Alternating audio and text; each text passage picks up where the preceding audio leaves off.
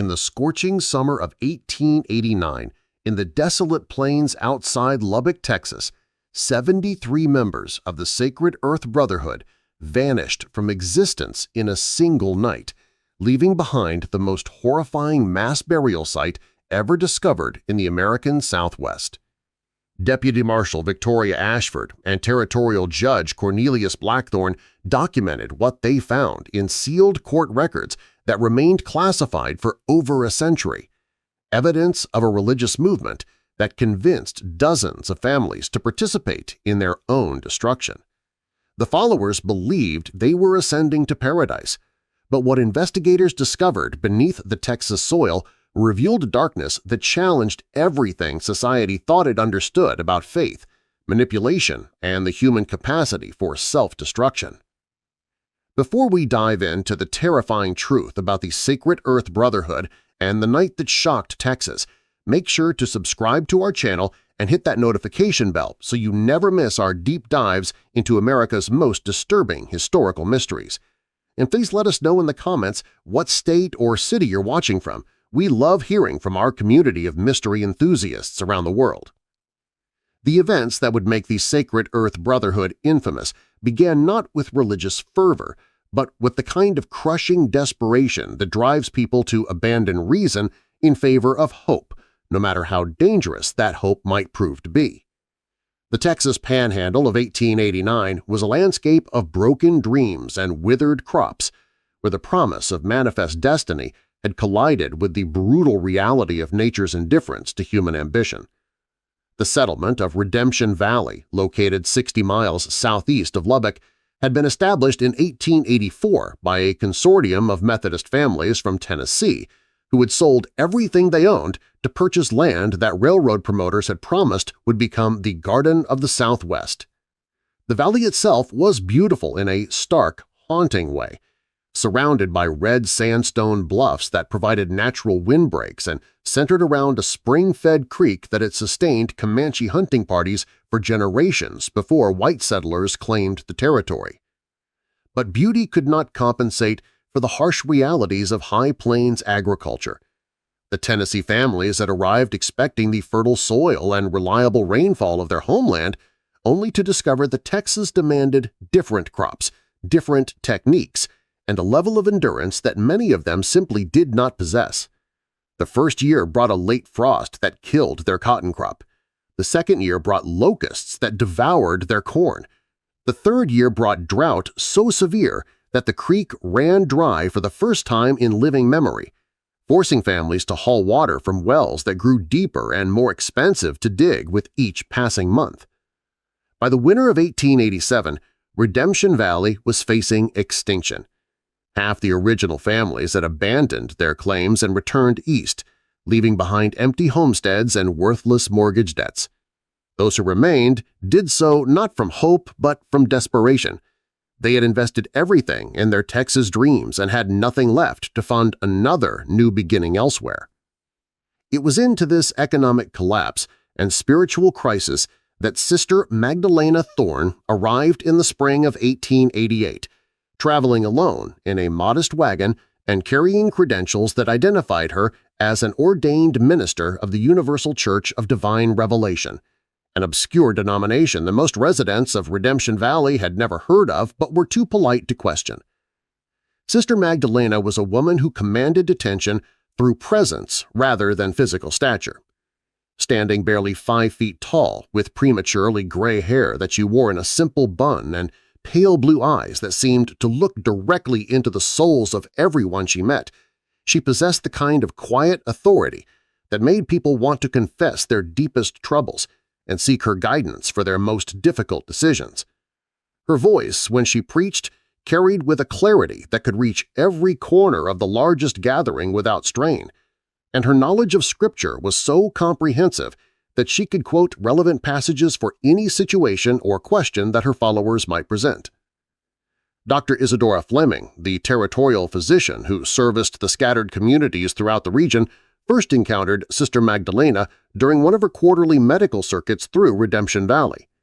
Dr. Fleming was a graduate of the Women's Medical College of Baltimore and had been practicing frontier medicine for nearly 15 years, experience that had taught her to recognize the signs of both physical and psychological distress with remarkable accuracy. Sister Magdalena displayed an almost supernatural ability to identify the specific sufferings of everyone she met, Dr. Fleming would later document in her detailed medical journals. Within minutes of conversation, she could describe a person's deepest fears, their greatest losses, their most desperate hopes with accuracy that bordered on the mystical. Her effect on the community was immediate and transformative, but I found myself troubled by the nature of that transformation and the methods she used to achieve it. The farming families of Redemption Valley were hard-working, God-fearing people who had maintained their faith through years of hardship that would have broken less determined spirits. They attended church services when traveling ministers were available, supported each other through crisis and celebration, and preserved the kind of community bonds that frontier survival demanded.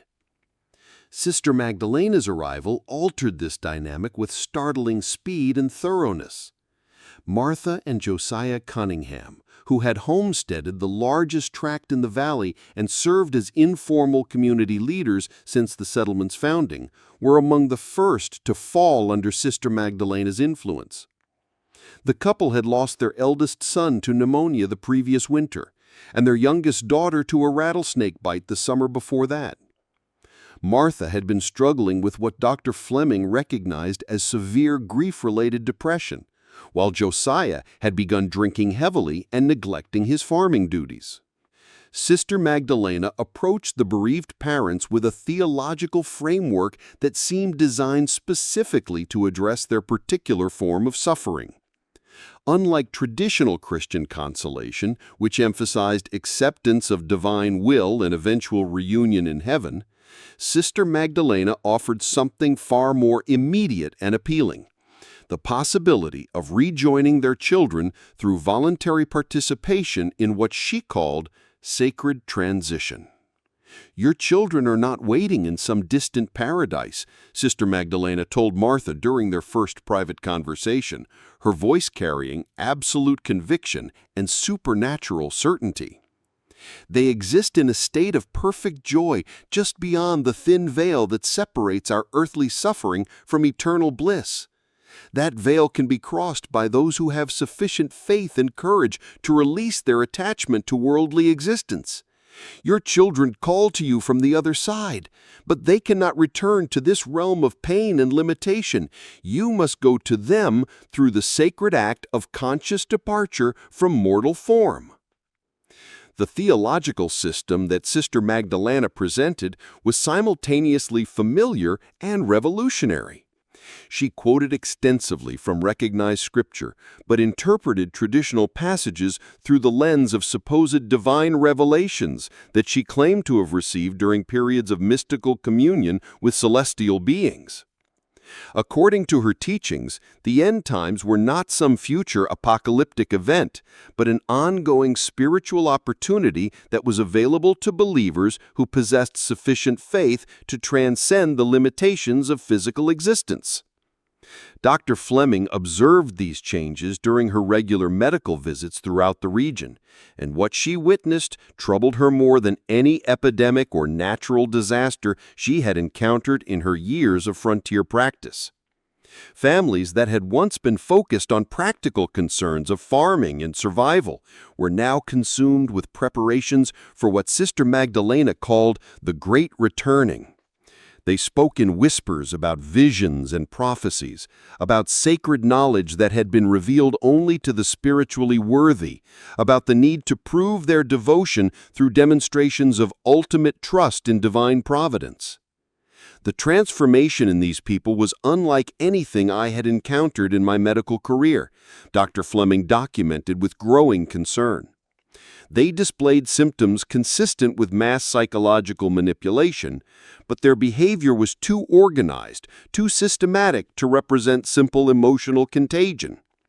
Sister Magdalena had somehow convinced rational, practical people to abandon the survival instincts that had sustained them through years of frontier hardship and economic catastrophe. What disturbed Dr. Fleming most profoundly was not the religious enthusiasm itself, but the specific nature of Sister Magdalena's teachings about death, suffering, and the relationship between faith and survival.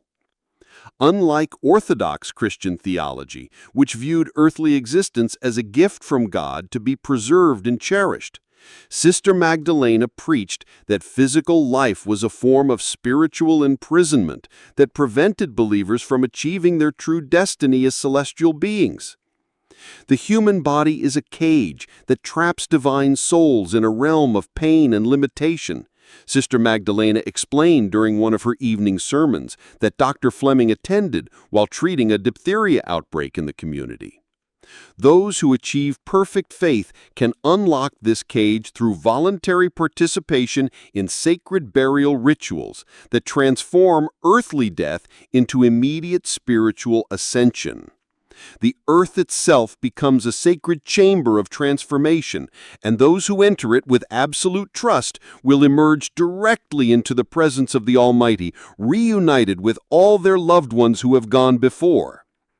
Sister Magdalena supported these radical teachings with carefully selected biblical passages, interpreted through her claimed direct communication with angelic messengers who had supposedly revealed the true meaning of Scripture that had been hidden from conventional religious authorities. Her knowledge of biblical text was comprehensive enough to support virtually any theological position she chose to advocate. And she possessed the kind of charismatic authority that made even educated listeners question their own understanding of familiar religious concepts. Dr. Fleming's medical training had exposed her to various forms of mental illness and psychological manipulation, and she recognized in Sister Magdalena's methods the same techniques used by confidence artists and fraudulent spiritualists who preyed on vulnerable populations throughout the frontier territories. The self-proclaimed prophet was systematically identifying the psychological vulnerabilities of her audience and exploiting those weaknesses to create absolute dependence on her guidance and approval. The process was gradual but relentless. Sister Magdalena began by offering comfort and hope to people who had endured losses that conventional religion seemed unable to address adequately. She provided specific, detailed descriptions of deceased loved ones supposedly living in perfect happiness just beyond the reach of earthly perception. She claimed to receive regular messages from these departed souls, messages that conveyed intimate knowledge that only close family members would possess, along with urgent requests for their living relatives to join them in their state of eternal bliss. Margaret Whitfield, whose husband had been killed in a farming accident the previous year, described to Dr. Fleming one of these supposed communications. Sister Magdalena told me that Harold was standing right beside her as she spoke, and he wanted me to know that his back doesn't hurt anymore, and he can see our little Mary playing with the other children in meadows that never know winter. She said he misses me terribly and begs me every day to find the courage to cross over and be with him again. These personal revelations were accompanied by increasingly elaborate theological justifications for voluntary death disguised as spiritual transformation.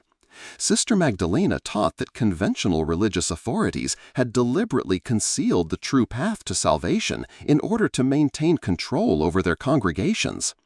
Only those who received direct divine revelation, as she claimed to have done, could understand the real requirements for achieving eternal life. The churches teach you to fear death because they profit from your fear, Sister Magdalena proclaimed during her Sunday gatherings, which had grown to include families from settlements as far as 50 miles away. They want you to believe that suffering in this world somehow pleases God, that enduring hardship demonstrates faith. But the truth revealed to me by celestial messengers is that God wants His children to come home to Him immediately, and He has provided a sacred pathway for those brave enough to take it. The theological framework became more specific and detailed as Sister Magdalena's influence over the community deepened. She claimed that conventional death that came through disease, accident, or old age, was spiritually inferior to conscious, voluntary death that demonstrated absolute trust in divine providence. Those who waited for natural death would experience a longer, more difficult transition to eternal life, while those who chose sacred burial would find themselves immediately transported to paradise without any of the suffering typically associated with dying. Dr. Fleming recognized these teachings as elaborate justifications for suicide, but her attempts to warn community members were met with hostility and accusations that she had been corrupted by materialistic medical training that blinded her to spiritual truth. The families who had embraced Sister Magdalena's teachings were now completely committed to her version of reality, and they viewed any criticism of her methods as evidence of demonic influence or insufficient faith. The first test of these beliefs came in September 1888 when Sister Magdalena announced that she had received a vision revealing the optimal timing for what she called the sacred descent. The autumn equinox would mark a period of heightened spiritual energy when the barrier between earthly and celestial realms would be at its thinnest. Those who wished to join their departed loved ones would need to demonstrate their faith through participation in a ceremony of holy internment that would transport them directly to paradise. The announcement created intense excitement throughout the community, but also raised practical questions that Sister Magdalena answered with characteristic confidence and apparent divine authority. The faithful would gather at a specially prepared site in the red sandstone bluffs that surrounded Redemption Valley. They would lie in carefully constructed earthen chambers while participating in prayers and hymns that would summon celestial beings to guide their transition. Their bodies would be gently covered with sanctified soil that had been blessed through weeks of prayer and fasting, creating sacred cocoons that would facilitate their transformation from earthly to spiritual existence. For those whose faith proved sufficient, Sister Magdalena explained, the experience would result in immediate transport to celestial paradise, where they would be reunited with all their loved ones in perfect joy and eternal youth. For those whose spiritual preparation was incomplete, the ceremony would serve as a powerful spiritual trial that would purify their souls and prepare them for successful transition at a later opportunity.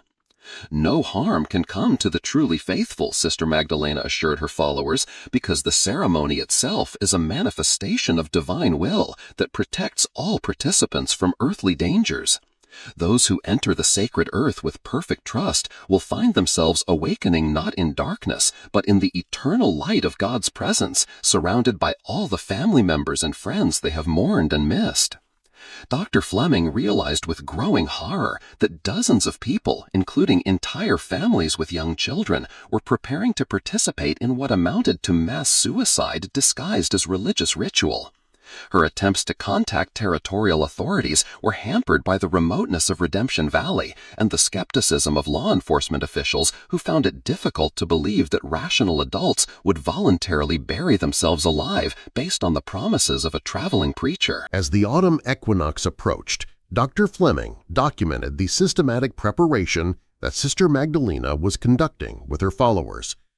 Families were selling their livestock and farming equipment, distributing their possessions among community members who had not yet committed to participating in the sacred descent, and spending their final days in constant prayer and fasting designed to purify their souls for celestial transition. The children seemed especially eager for the ceremony, having been told by their parents that they would soon be reunited with deceased siblings, grandparents, and other beloved family members. They spoke excitedly about playing in heavenly meadows where there would be no chores, no hunger, no cold winters, and no separation from anyone they loved. The children's enthusiasm was perhaps the most disturbing aspect of the entire situation, Dr. Fleming wrote in her private journals. They displayed none of the natural fear of death that typically protects young people from dangerous situations. Sister Magdalena had convinced them that burial was simply another form of travel, like crossing a river or climbing a mountain, that would take them to a wonderful destination where all their dreams would be fulfilled. Meanwhile, Sister Magdalena herself seemed to undergo a subtle but significant transformation as the date of the ceremony approached. The quiet, maternal figure who had first arrived in Redemption Valley was gradually replaced by someone who displayed increasing signs of grandiosity and detachment from normal human concerns. She spoke more frequently about her direct communication with celestial beings, claimed to receive detailed visions about the specific experiences that awaited the faithful in paradise, and began referring to herself not just as a minister or prophet, but as a sacred vessel chosen by divine forces to guide humanity through its transition to a higher form of existence. Dr. Fleming's final attempt to prevent the tragedy came just 3 days before the scheduled ceremony, when she rode directly to the Cunningham homestead to make a personal appeal to Martha and Josiah, who would become Sister Magdalena's most devoted followers, and actively encouraging other families to participate in the sacred descent. "Martha," Dr. Fleming said, taking the woman's hands in her own as they stood on the front porch of the farmhouse where she had delivered 2 healthy babies and treated countless minor ailments over the years of their acquaintance, "I understand your grief, and I understand your desire to be reunited with your children, but what Sister Magdalena is proposing is not salvation, it's death, real death, for you and Josiah and all the other good people who trust her promises." Martha Cunningham looked at Dr. Fleming with the kind of pitying expression typically reserved for children who fail to understand adult concepts. "Dear Isadora," she replied, her voice carrying the gentle condescension of someone who believed she possessed superior spiritual knowledge, "you're a wonderful doctor, and you have helped so many of us through our earthly troubles. But your medical training has trapped you in material thinking that prevents you from recognizing spiritual truth. Sister Magdalena has shown us the real path to our children, and we would be cowards and failures as parents if we didn't have the courage to follow it." Dr. Fleming realized that rational argument was useless against the psychological transformation that Sister Magdalena had achieved in her followers. These people had been convinced not simply to believe in an abstract theological concept, but to stake their lives and the lives of their children on the promises of a woman who had appeared in their community less than 6 months earlier and whose credentials and background remained essentially mysterious. As September 21st approached, Dr. Fleming made the difficult decision to ride to Lubbock and alert territorial authorities about what was planned for Redemption Valley. The horror that would unfold in the Texas desert would challenge everything she thought she understood about the power of religious belief and the human capacity for both faith and self-destruction. Dr. Isadora Fleming's desperate 60-mile ride to Lubbock through the scorching September heat proved futile in ways she could never have anticipated. Deputy Marshal Victoria Ashford listened to her account with growing skepticism, not because she doubted Dr. Fleming's credibility, but because the scope of what was being described seemed to exceed the boundaries of human possibility.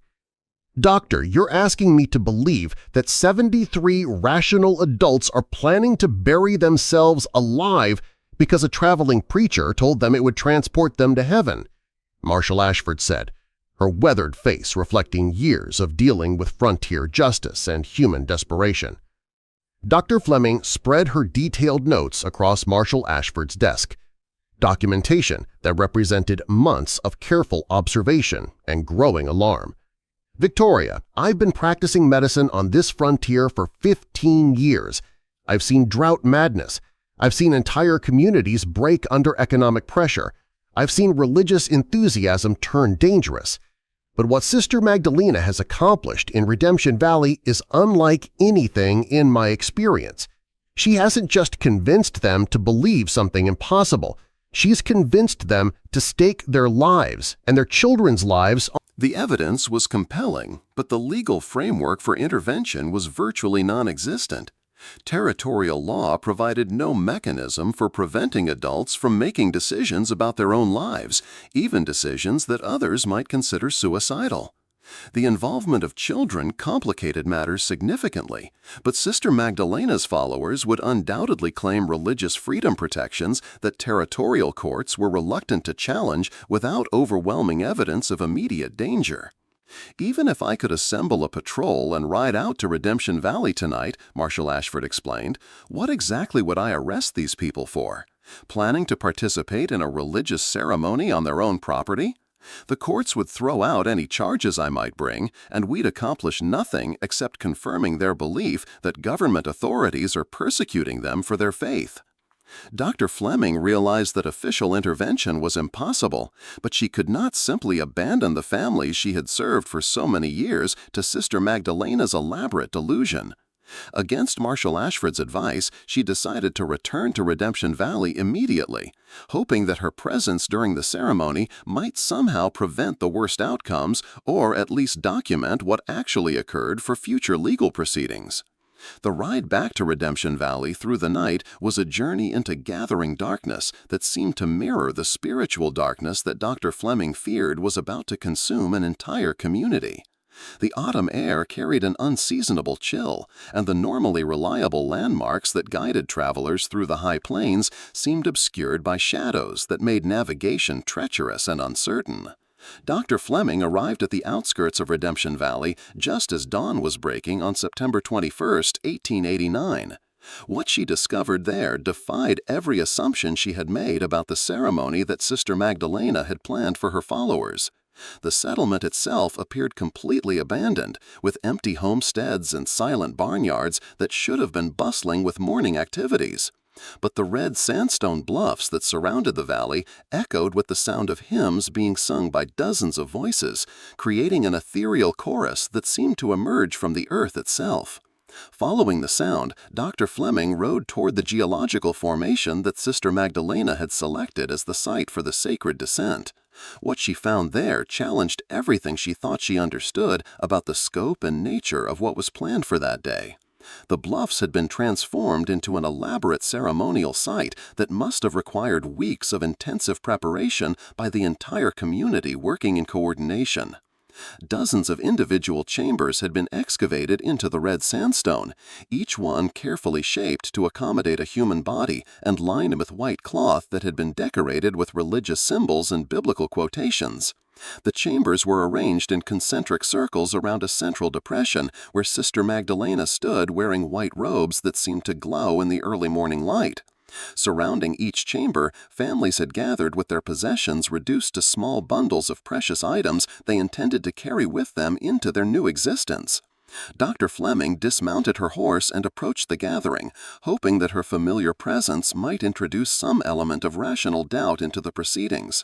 But what she encountered instead was a community that had moved beyond the reach of ordinary human reasoning into a state of collective spiritual ecstasy that rendered them impervious to external influence or argument. "Dr. Fleming," Martha Cunningham called out, her voice bright with joy and anticipation, "how wonderful that you've come to witness our great journey. Sister Magdalena said that some who lack faith would be drawn here today to see the power of divine love demonstrated through perfect trust." The families were saying their final goodbyes to community members who had chosen not to participate in the sacred descent, but these farewells carried none of the sorrow typically associated with permanent separation. Instead, they resembled the kind of excited departures that might precede a wonderful vacation or adventure, with promises to send word of their safe arrival and descriptions of the joyful reunion they expected to experience within hours. Children ran between the chambers, playing games and laughing with the kind of carefree happiness that seemed completely disconnected from the reality of what was about to occur. They had been told that the burial ceremony was simply a form of magical transportation that would take them to a place where deceased relatives were waiting to welcome them, and they displayed no fear or reluctance about climbing into the earthen chambers that had been prepared for them. "We're going to see Grandpa Miller and baby Sarah," 8-year-old Emma Whitfield told Dr. Fleming with breathless excitement. "Sister Magdalena says they've been waiting for us in the most beautiful garden, and when we wake up there, we'll never have to be sad or hungry or cold again." Dr. Fleming realized that rational argument was not only useless but potentially dangerous in this environment. The community had achieved a state of collective certainty that was completely impervious to doubt or contradiction. Any attempt to challenge their beliefs would likely be interpreted as evidence of demonic influence or spiritual corruption, potentially triggering defensive reactions that could accelerate the tragic proceedings. Dr. Fleming, Martha Cunningham called out, her voice bright with joy and anticipation. "How wonderful that you've come to witness our great journey." Sister Magdalena said that some who lack faith would be drawn here today to see the power of divine love demonstrated through perfect trust. The families were saying their final goodbyes to community members who had chosen not to participate in the sacred descent. But these farewells carried none of the sorrow typically associated with permanent separation. Instead, they resembled the kind of excited departures that might precede a wonderful vacation or adventure, with promises to send word of their safe arrival and descriptions of the joyful reunion they expected to experience within hours. Children ran between the chambers, playing games and laughing with the kind of carefree happiness that seemed completely disconnected from the reality of what was about to occur. They had been told that the burial ceremony was simply a form of magical transportation that would take them to a place where deceased relatives were waiting to welcome them, and they displayed no fear or reluctance about climbing into the earthen chambers that had been prepared for them. "We're going to see Grandpa Miller and baby Sarah," 8-year-old Emma Whitfield told Dr. Fleming with breathless excitement. "Sister Magdalena says they've been waiting for us in the most beautiful garden, and when we wake up there, we'll never have to be sad or hungry or cold again." Dr. Fleming realized that rational argument was not only useless but potentially dangerous in this environment.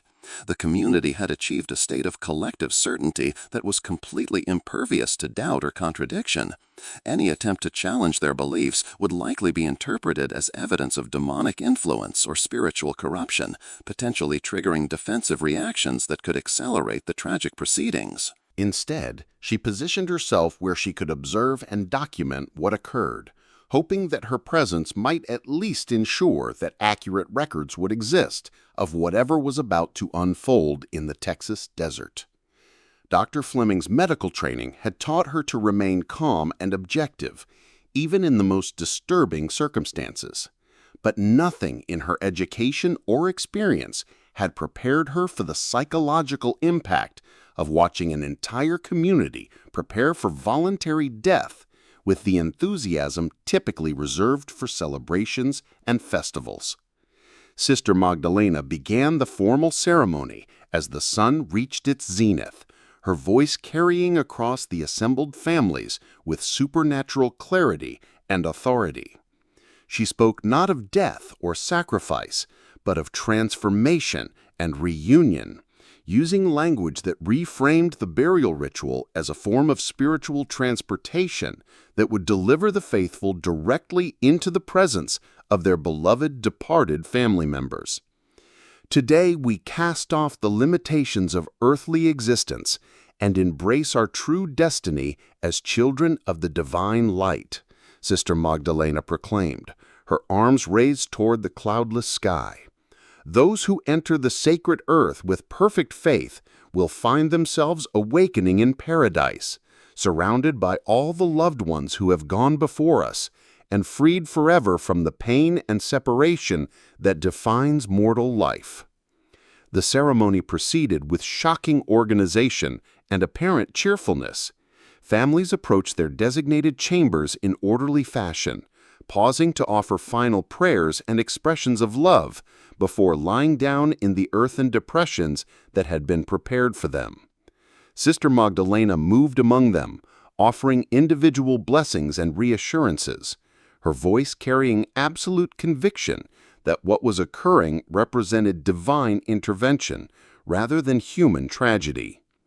Dr. Fleming watched in horror as parents helped their children settle into the burial chambers, adjusting their positions for maximum comfort and whispering final words of encouragement and love.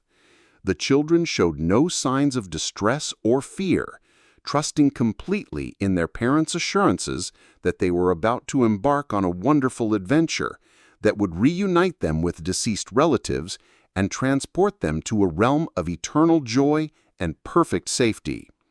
Remember to keep your eyes closed and think about all the people you love who are waiting for you, Martha Cunningham told her 6-year-old son as she tucked a small wooden cross into his hands.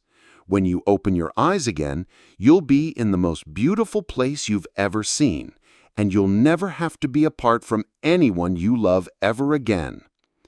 As the afternoon progressed, the burial chambers were gradually filled with families who displayed remarkable calm and apparent happiness despite the finality of their actions. Sister Magdalena supervised the proceedings with the efficiency of someone who had planned every detail in advance, ensuring that each participant was positioned comfortably and that the white cloth lining each chamber was properly arranged to facilitate what she described as optimal conditions for celestial transition. The actual covering of the chambers with earth was accomplished through a systematic process that Sister Magdalena presented as a sacred ritual requiring precise timing and methodology. Community members who had chosen not to participate in the sacred descent were assigned specific responsibilities for ensuring that the burial process was completed according to Sister Magdalena's detailed instructions, with particular attention paid to maintaining the spiritual purity of the ceremony through continuous prayer and hymn singing.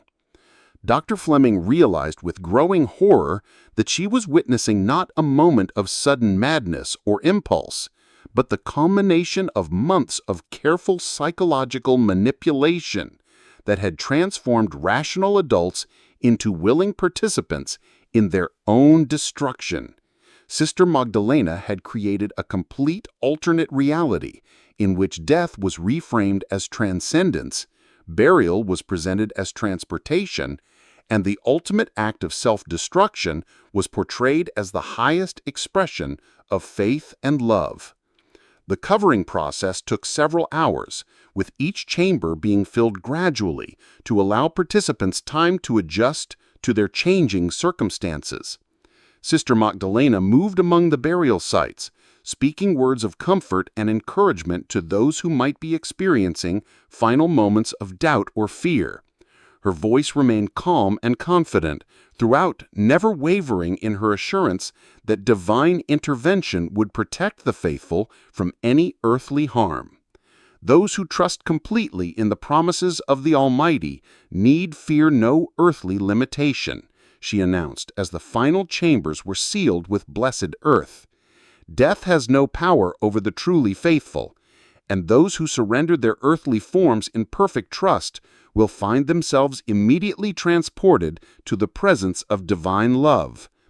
As darkness fell over Redemption Valley, Dr. Fleming found herself alone with the handful of community members who had chosen not to participate in the sacred descent. These individuals seemed dazed and uncertain, torn between faith in Sister Magdalena's promises and growing awareness that something irreversible and potentially tragic had occurred.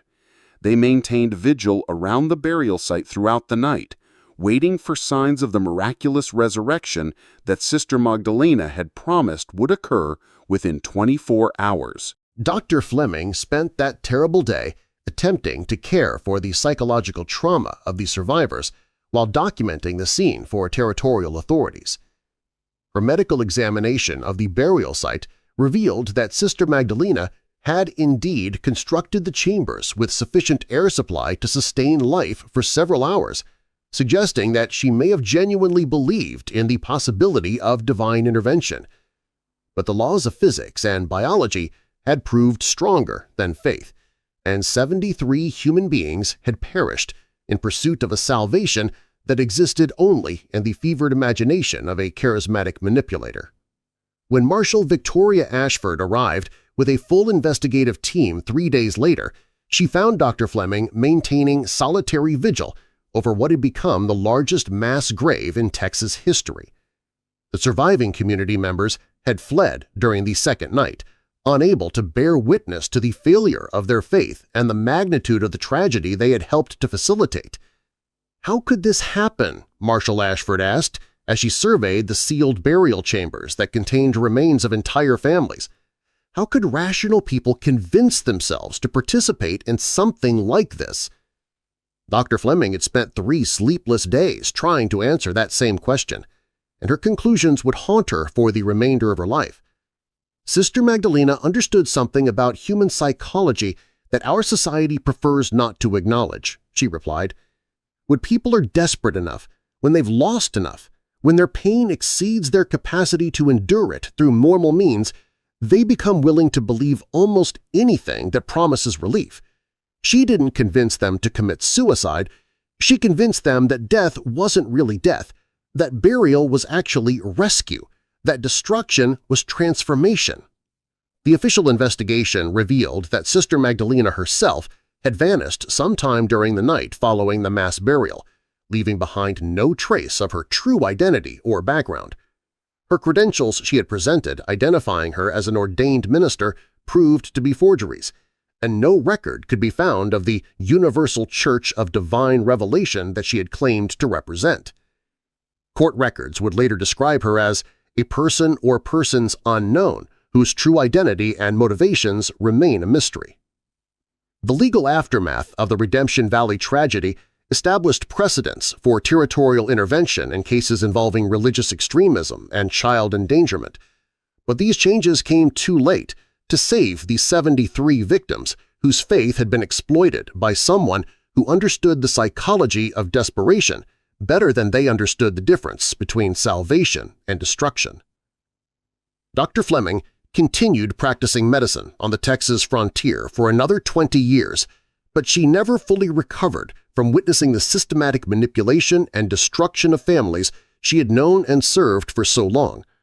Her detailed documentation of the events at Redemption Valley became part of the territorial court records, providing future generations with a warning about the dangers of charismatic authority and the human capacity for both faith and self-deception.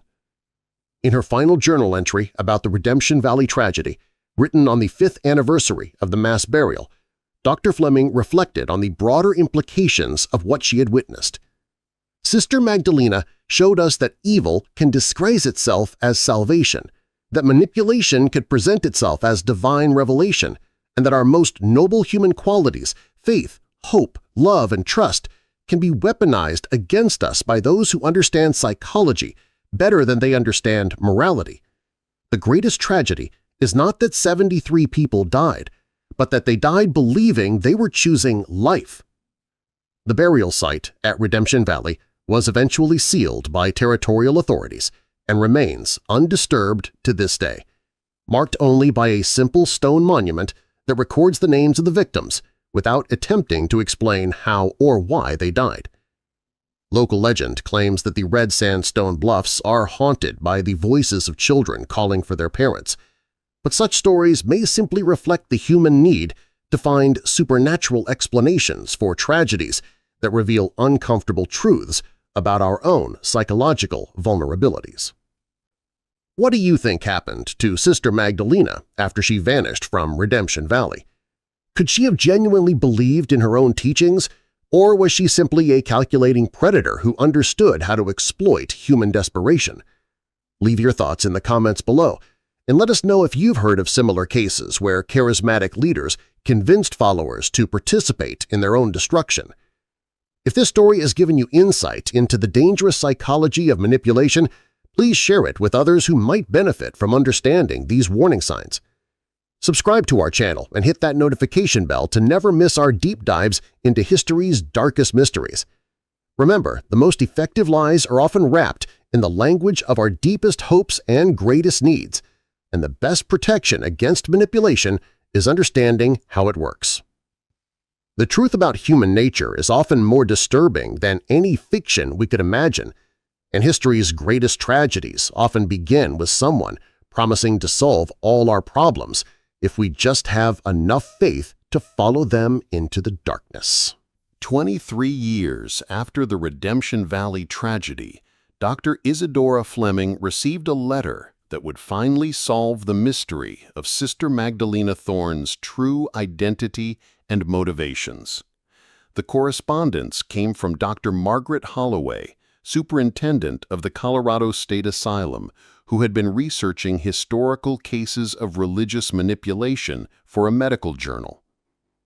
"Dr. Fleming," the letter began, "I believe I have discovered information about the woman you knew as Sister Magdalena Thorne.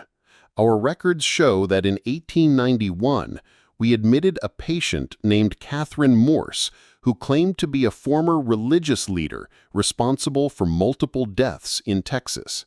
During her lucid periods, she described events that match your documented account with disturbing accuracy.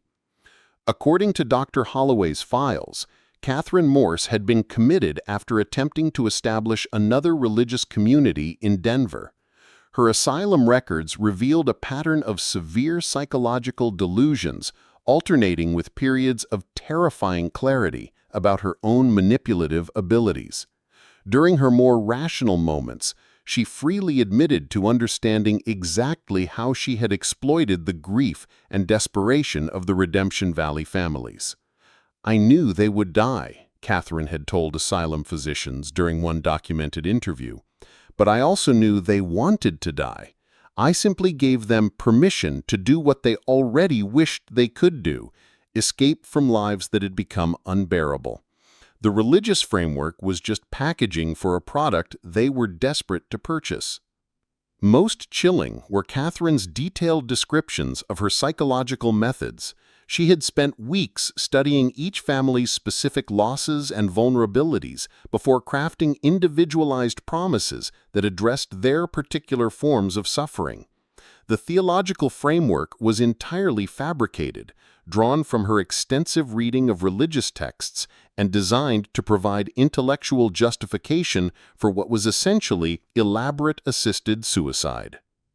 She understood human psychology with the precision of a trained physician, but she used that knowledge to exploit rather than heal. Her case represents one of the most sophisticated examples of mass psychological manipulation in American medical history. Catherine Morse died in the Colorado Asylum in 1894, taking with her any possibility of legal justice for the Redemption Valley victims. Her final recorded statement was both an admission and a warning. "There are others like me, and there will always be others like me, because there will always be people desperate enough to believe that death is better than the lives they're living."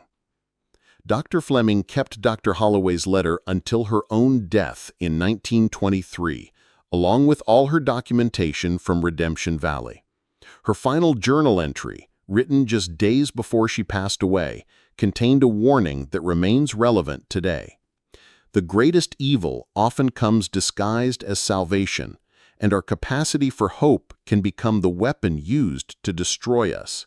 We must learn to distinguish between those who offer genuine comfort and those who exploit our pain for their own dark purposes." The Redemption Valley case continues to be studied by psychologists and criminologists as an example of how charismatic manipulation can overcome rational thinking in vulnerable populations. The site itself was declared a memorial in 1954, serving as a permanent reminder of the tragic consequences when faith is exploited by those who understand desperation better than they understand human decency. What lessons can we draw from this tragedy about recognizing manipulative leaders today? Share your thoughts in the comments, subscribe for more historical mysteries, and remember, the most dangerous predators are often those who promise to solve all our problems if we just trust them completely.